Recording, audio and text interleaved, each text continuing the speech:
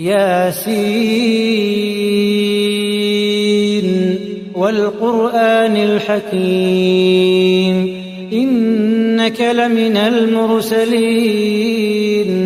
على صراط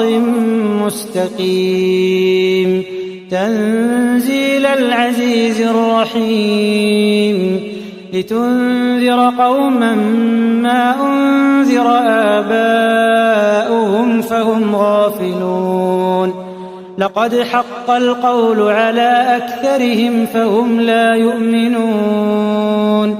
إنا جعلنا في أعناقهم أغلالا فهي إلى الأذقان فهم مقمحون وجعلنا من بين أيديهم سدا ومن خلفهم سدا فأغشيناهم فهم لا يبصرون وسواء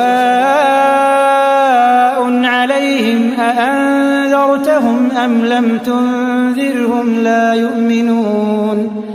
إنما تنذر من اتبع الذكر وخشي الرحمن بالغيب